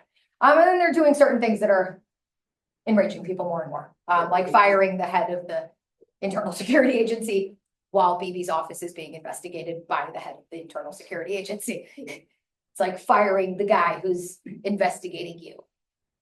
Yeah, that's being blocked by the Attorney General and by the Supreme Court right now. It's in a legal battle, but those are the types of things that are being done where Israelis are just like, this can't be happening. Like, we need real investigation. We need to make sure that the offices are clean and are doing things as they're supposed to be doing. Do you have a follow-up? No. Yeah. I've heard like a certain sentiment that the surrounding Arab nations actually don't want a resolution to the conflict, and I was wondering, like, specifically because it helps them gain funding and other things. Is there any like basis behind that, or is it kind of just like I don't know, it's too broad. I don't know what funding, I don't know what, I mean- option to take refugees and help out a lot, in a lot of cases they've done. so I think that's for a different reason. I don't think that has to do with like Egypt not taking refugees comes from a fear of if they take refugees, they're going to be stuck there just like the refugees post-war of independence, right? Which is valid given that Lebanon, Jordan, like they're all still there from that war. That was 75 years ago, right? They wouldn't lose funding. They probably actually get more of it. But there's also a fear that if they take them in, they could be taking in Hamasniks, right? And the Egyptians, specifically the leader in Egypt right now, Sisi, is very against the Muslim Brotherhood, Hamas being an offshoot of the Muslim Brotherhood. And so they target his government. And so there's also real genuine political fear of and a fear of the violence that could come from potential Hamasniks who would sneak into Egypt from Gaza as part of the refugees. So that's a reason in terms of Jordan. I think in terms of Egypt, they're really the only ones who would take in refugees given that they have a border with Gaza. There isn't really a conversation about other people taking refugees. More the conversation is about a potential relocation, right? The Trump plan of a potential relocation of Gazans from Gaza to like Egypt or Jordan. I mean, you could understand why Jordan doesn't want to take in more refugees. It's not, it has nothing, there's no funding involved. I mean, other than, yes, he threatened to cut off funding, but Jordan's main reason is they're already full of Palestinians and they know the Palestinians cause issues in that country in particular. And sometimes for legitimate reasons, I'm not saying otherwise, but if you're the leader, you're not going to want to add more to that problem. So those are the geopolitical. And then, yes, Trump did threaten a little bit saying, well, they're going to do it or I'm going to do X, Y, Z, but it never really came of anything. I will say the Israelis have really embraced the idea of relocating Gazans, and they're trying to find places that they could be relocated to. And somewhat we are seeing growing numbers of Gazans saying that if they were offered voluntary relocation, they might take it. I think there would be a solid core that would not, the most ideological, but some probably in this circumstance would, in the hopes that maybe one day they would be able to return to a better Gaza. Yeah. I have a question from Zoom. Oh, yeah. I see a lot of fiery posts on social media from both sides. Wondering what role you think this information is playing in public perception of the war. Oh, it's huge. It's huge. I mean, first of all, everyone's living in echo chambers. So we only know the information that's from our side, usually. We're not being exposed to the other side. When you say misinformation, I mean, the amount of sometimes things I see about the West Bank, I'll never forget a guy once sent me something on Instagram. And it was from, I think, Middle East Eye or IMEU or whatever that site is. Maybe you've heard of it on Instagram, IMEU. Yeah. Institute for Middle East something. And he sends me this post, and all it says was 14-year-old Palestinian killed by settler. He's like, what do you think about this? I'm like, well, I need to know more. So let me check this out. And I just go to Google and I'm looking at the news. I'm trying to find this. I don't see anything. I respond to him saying, can't find anything about this story. And he responds to me going, about 5 minutes later, yeah, neither can I. And we both determined that this was just a completely made up story, fabricated from start to finish. And so it's scary. It's actually scary, the lack of shame that some people have in terms of just being willing to openly lie. I was looking up statistics for the growth of settler violence, and the first source was Al Jazeera. And I was like, yeah, I can't do that. And again, it's just having that knowledge to know, like, these are not legitimate sources. These are not places where you're going to get unbiased information or even unbiased stats, which is the scary part, right? It's one thing to have accurate stats and then a bias around them, but even the stats themselves, I couldn't trust, right? So there's just so much disinformation out there, and well, disinformation and misinformation that, yeah, is absolutely changing perception. Fascinatingly enough, I really encourage y'all to listen to, oh man, I'm going to butcher his name, Ahmed Fouab al-Khatib. He was on Dan Center's podcast this week called Call Me Back. And you should listen to it because he was talking about perception, and he was talking about polls that come out of Gaza and sometimes the West Bank also that talk about support for Hamas, right? And you have some polls where they're saying, oh, support is above 80%. And then you have other polls that say that they're below 5%. That's a wild contrast, right? And so, of course, Israelis only quote me the poll that says that 80% or more support Hamas. And everyone else is quoting me that less than 5% actually support Hamas. You got to know what polls to look at. You got to look at, I mean, is the same poll, right, that came out a year ago that said that there was high support for Hamas now saying that there's very low support for Hamas? Because then that's not them posting what their interests are. That's them posting what they're getting from the population. And it would make a lot of sense that in December of 2023, that support for Hamas was high. And that now it would be much lower given the amount of destruction and death. And not only that, but internal violence that has been going on from Hamas against Palestinians in Gaza. And I'm saying that because after the ceasefire began in January of this year, Hamas went and rounded up people who they were either collaborators, who they believed were collaborators with Israel, people who gave Israel intelligence. By the way, I'm just going to tell you this story because it's important. A lot of Jews, Israeli Zionists, there's a sentiment right now within the community that we really just kind of don't want to believe that there are innocent people in Gaza. It makes things easier. And a lot of people have said to me, there aren't innocent people. And, even when Gazans were offered $5 million in safe passageway out of Gaza for any intelligence about hostages, not one of them stepped forward. Now, there's two things. One, you're assuming that they have information about hostages that they're not giving up. That's number one. But most people are saying something where they don't know that to be true. And I know for sure that it's not true. A year ago and a few months, we all witnessed the rescue of two hostages, Louis and Fernando. They were rescued from an apartment in Rafah.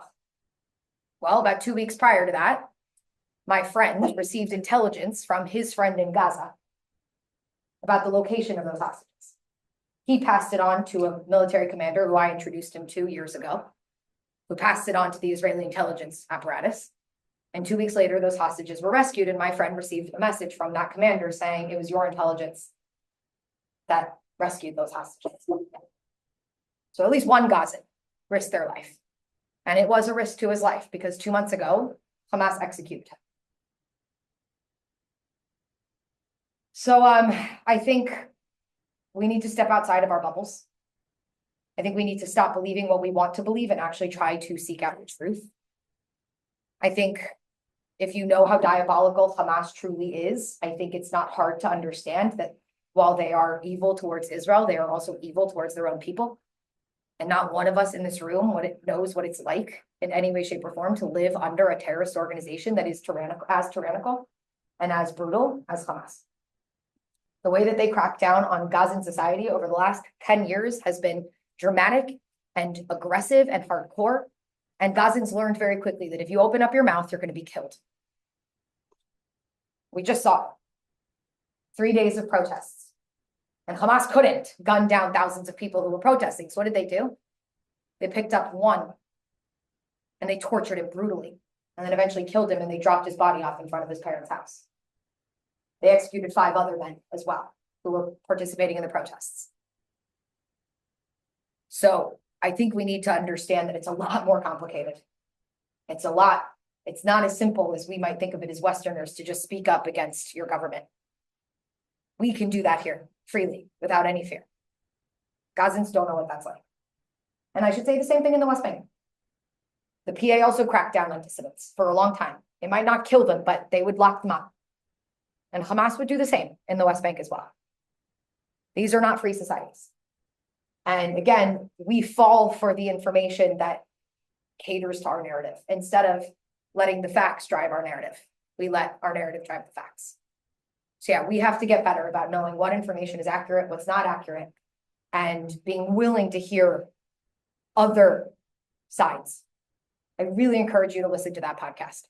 You will hear a voice of a Palestinian like you've probably never heard before. Rational, pragmatic, calls out the Palestinians when he needs to, when he should, but also calls out Israel when he should. You would be very surprised. And this is a man who lived in Gaza. So, yeah. Sorry, could you repeat the name of the podcast? Oh yeah, it's Call Me Back, Dan Center's podcast. It's the recent episode. He came out, I think, yesterday or the day before. This guy has now been on multiple podcasts. He was also on, I think, Two Jews in the News, Yonit Levy and Jonathan Friedlander's podcast like 2 weeks ago. And he was also on Unpacking Israeli History with Noam Weissman also in the last couple of weeks. So he's been doing his rounds on these podcasts. And I think it's a really important voice that within our community we need to be hearing. Yeah.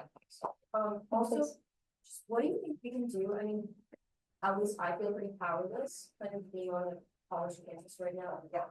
You know, there's talk to certain people, certain things, but nothing ever really comes of it. Even does the stuff in the same way. What can we do not to, you know, just make ourselves feel better at situations, but to have a genuine impact, whether it's, you know, like in the global scale or just kind of around here. I think global scale is a little bit of a stretch, but I wouldn't discard the idea of we're having conversations and like who knows the impact. Like every conversation in my mind matters. Like every person that you're talking to is a constituent who's going to vote and is going to either put out information or not put out information or put out good information or bad information on this conflict. So the more people you can influence, the better off we're going to be. Right. So you shouldn't discount the small conversations that you're having on campus with people who are willing to listen, with people who are willing to have these conversations. You know, and again, if you come at it from, again, a factual place, a nuanced place, and again, a transparent place where you're open and honest, right? I'm a firm believer that most people, when you do that, they end up somewhere in the middle. And then you have less of the vile rhetoric. You have less of the disinformation or misinformation being spread. So here on campus, I think you have the ability to do that. Tabling and bringing people into these conversations and avoiding the hostile conversations because those aren't helpful. Those aren't contributing in any way, right? But there are a lot of people I think who are very curious about what's going on right now, and they're very scared to ask because when they do, one side or the other attacks them, right? And we want to bring those people in and have legitimate conversations with them. And again, be open and honest, where I would argue that I think anti-Zionist students are not. They're not transparent. They're not honest. They will sell one side and one narrative, and they won't include the Israeli narrative. They won't talk about October 7th, and oftentimes they'll deny October 7th, right? They'll talk about the counterterrorism going on in the West Bank, but they won't frame it as counterterrorism, and they won't talk about the terror, and they will only talk about the radical settler violence, right? It's you pick and choose your facts based on your narrative. And so I think when we talk to people, when Zionists are trying to help people understand to present that full picture, more people will want to listen to you and will see you as credible because you are credible, right? You're trying to give them all the information so that they can make up their own minds. And so that's like here on that level. And that, I mean, that it reverberates, right? It reverberates when it comes to voting. It reverberates in terms of what's going on in the social media space. It reverberates in the classroom, which I think is one of the other battlegrounds for this taking place, where professors oftentimes teach their opinion and they don't teach facts. Or again, they teach the facts that back up their opinion. And it's up to students to, you know, speak up and say, I want to know the other side. I want you to give me the full picture. not one side, right? So it does have an impact here. And I don't want you to minimize what you can do as a student on a campus in terms of having that impact. And then I would just say, keep speaking up. Like, and that doesn't have to be just on campus, it could be in social media, it could be really in any space that you're in. I guess you're getting an answer from a grassroots educator. So for me, I'm going to come at it from an educational place and from a grassroots place of talk to everybody, have this conversation consistently, because I do think people on people conversation is where the most change happens, especially in this day and age. Given the echo chambers that we find ourselves in online, the in-person conversation is the most valuable.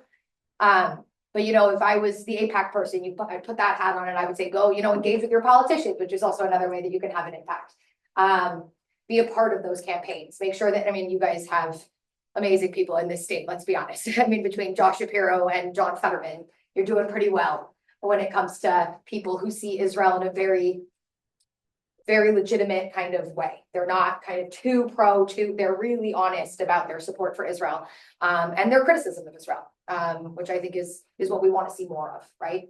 So showing support for individuals like that is another way, and showing other people why you're supporting them is another way. Yeah, sure. I love that question. Yeah.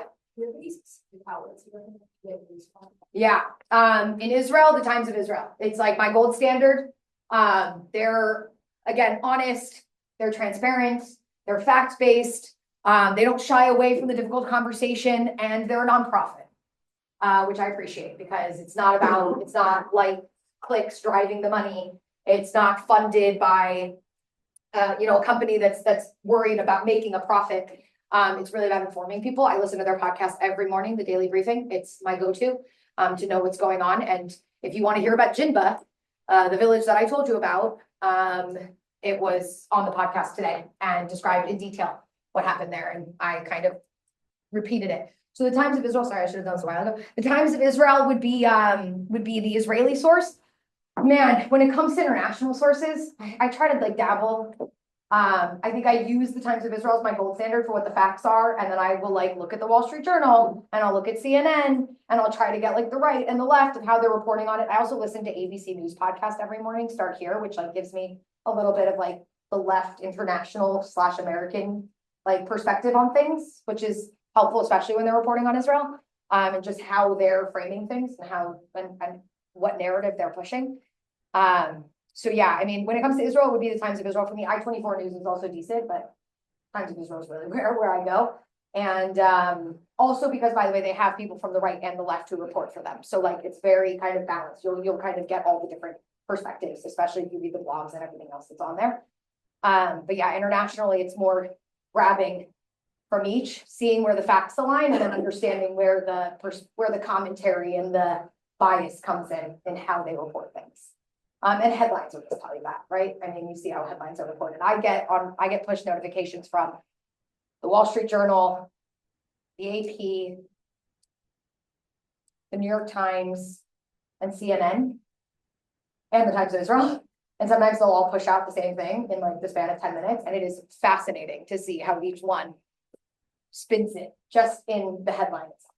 So that would be what I would recommend to do. It's not easy. You got to kind of do a lot more work, but that's how you're going to get the most accurate information out there these days. Yeah. Love these questions. I will say on the JEI website, we do have book recommendations that you can, that's not the computer I need to be flipping slides on. This is officially when it's getting late. But if you go to our website, we have book recommendations up there that I highly recommend. If you want to dive deeper into the West Bank, a really good book that talks about it is Light Dreamers. It should be up there by Yossi Klein Halevi, who does a really good job at talking about the development of this movement.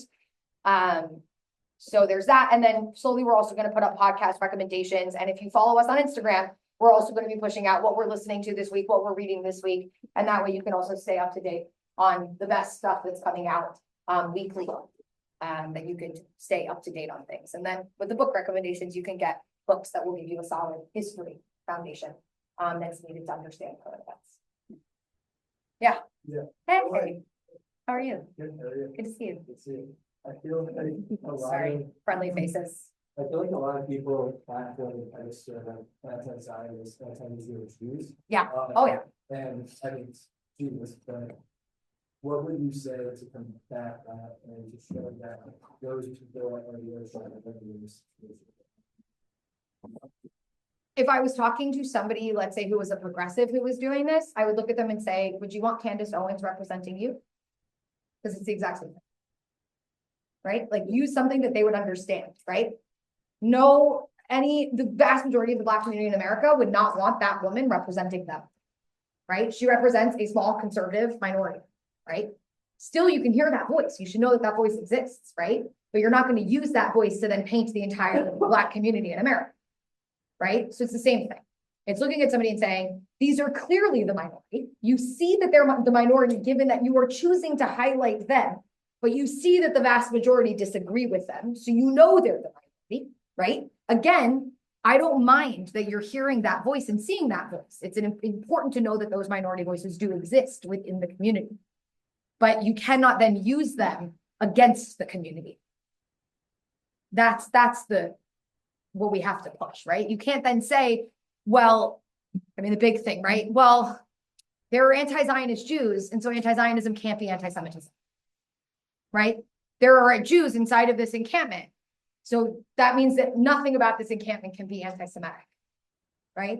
That's the problem, I think, mostly with the tokenization of anti-Zionist Jews, is they tend to be used to, if I can use a Jewish phrase, to kosher whatever's being said, and to say this can't be anti-Semitic because a Jew is saying, right? And then I would look, again, I would stress, these people speak. Let's make sure that what they're saying is accurate. And that's another piece of it, right? Is being able to say to somebody that just because somebody is Jewish does not mean that they're in any way an authority on these issues. I happen to be Jewish, but I'm also an expert because I've spent 20 years of my life studying this topic. And the fact that I'm Jewish is irrelevant to my expertise, right? It gives me a personal connection. So that's also the element of they highlight these people and say, see, well, they're saying this. That doesn't mean that it's true, right? So just because a Jew or an Israeli or a Zionist says it, you still got to look to see if it's actually accurate and also to see if they're exaggerating certain things to fit their own narrative, right? And then learn more about these individuals and explain where they're coming from. And why that perspective exists. But yeah, I think we all kind of sense from different communities what tokenization looks like, and it's not appreciated in any other community. And I think people, again, in the progressive space could understand that when you frame it to them in that way. It was fun that we went from no questions to all of those questions. I liked it. That was good. Thank you for starting us off, and maybe you'll wrap us up. Let's The settlers who are doing these horrible things, Yeah. which communities do they mostly come from? Like the Orthodox or the Yeah, they are part of what would be known as the religious Zionist community. In Hebrew, we call them Dati Leumi, which actually means religious nationalist. And that's really what they are. They would be considered ultra nationalists. All good. Don't worry. Don't stress. I'm gonna wrap up in a second for anyone who wants to leave. Don't worry. But they would be in the category of, again, Dati Leumi, religious nationalist. That being said, that's a spectrum as well. Like I would be put in that category oftentimes in Israel as well. The religious nationalist. I am a Zionist and I am religious. So I am a religious nationalist because Zionism is nationalism, right? And so you have people on that spectrum that are completely nonviolent, completely peaceful, and even people who I think if you looked at them and said, look, if we kind of withdraw from the West Bank tomorrow, we would have peace, they would say, all right, I'm out. Like if that's what it takes, like I'll move. You know what I mean? And again, people who have great relations with their neighbors. So like the community of Efrat, for example, is a community of religious nationalists who are incredibly peaceful towards their Arab neighbors. And you don't see violence coming out of that community at all. In fact, they insisted for a long time to not build a fence around their community, specifically the rear side of their community, because it butted up to an Arab community that they had really good relations with. And they didn't want to put up a fence between the two of them. And the mayor actually, this was a crazy story, but the mayor a few years ago invited a bunch of the leaders of the Arab communities around Efrat to his house on Sukkot, on the holiday of Sukkot, where we built that booth. And they all were invited into his sukkah. And they had all these conversations about what was going on in the region and what they needed. And he also brought the head of the police and the head of the IDF from that area. And so they had these, like, just these conversations that they never had before. But then what happened? They took pictures and they were put out. And very quickly, the PA went and arrested all of those Arab leaders. And then basically there was bribes that they basically needed to pay to get these leaders out, which the mayor of Efrat did. And then a year later, they called him and they were like, "Are you doing it again?" And he's like, "No, dude, you all got arrested. Why would I do this again?" And they're like, "Well, it really helped us. Like, we talked to the police guy and we talked to the army guy, and, we needed things done, like infrastructure things that we just couldn't, we didn't have a way to communicate. And now we did. And like, things actually got done. So like, can we do it? Just like, don't photograph it, So you have that side of the religious Zionist community. And then you have, again, the ultra nationalists, which are on the other side of that spectrum. Religious ultra nationalists, who are very much, this is the land that God gave us. We absolutely cannot vacate this land. And if we do, we are literally hindering the coming of redemption, the coming of the Messiah. And so for them, it is deeply ideological. And that's why they believe they're above the law, because the law that they abide by is not the law of Israel, it's the law of the Torah, right? And the Torah says this is what we're supposed to do. So it doesn't matter what the law of Israel is, right? So they're ultra nationalist, religious individuals who live in Judea and Samaria. Wow. Yeah. Last one. And then really last one. What is the plan? The current administration? In the US? Yeah. Oh man. Much more favorable. Much more favorable. I'll tell you, we loved Biden on October 7th, 8th, 9th, 10th, all the way until the year of 2024 began. Because you know what happened in the year of 2024? There was an election in America. And so by January of 2024, Biden had to start campaigning. And that interfered when it came to his support for Israel. But in those first few months, man, he was the leader that we all needed and that we didn't have in Israel. And he came and he was talking to hostage families, and even then he would Zoom with hostage families. Like, he was involved and he was giving Israel what we needed to defend ourselves and protect ourselves. And then when the election cycle started, it became non-withhold aid and more criticism. And there was a lot of rhetoric going on because there was a base of the Democratic Party that needed to be, not a base, but there was a portion of the Democratic Party that needed to be appeased, right? And that then lost him support in Israel. And as time went on, and then Kamala was seen as just not going to be helpful for Israel at all. So when polled prior to the election, most Israelis wanted to see a Trump victory, believing that he would kind of let Israel do what they want to do, which is what has happened. He's been very, whatever you guys got to do in Gaza, you can do. We're going to keep giving you the weapons that you need to do it. But we're also going to try to push for, ceasefires when we can, getting hostages out when we can. And so you have Steve Witkoff doing his thing, but mostly Israel is being given a free pass. And again, you have the appointment of people like Mike Waltz, who, I'm getting that right? Yeah, Mike Waltz as ambassador to Israel. Sorry, I keep confusing him with Matt Gaetz, which is a totally different individual. And he is very much about annexation of the West Bank. Again, he doesn't call it the West Bank, he calls it Judea and Samaria. He's deeply Christian, and his Christian values drive those ideas. And so for the far right in Israel, they are incredibly happy with that appointment because there's no pressure of trying to make peace, trying to withdraw from that territory, trying to end the military occupation of that territory. None of that rhetoric exists within this administration. So again, the far right in Israel is very, very pleased. And they're hoping to ride this train as long as possible. So that's where we're at. But if you are leaning to the left in Israel, I think some very much felt that this government needed guardrails. And what some believe that they're doing right now in Israel is firing those guardrails, if you will.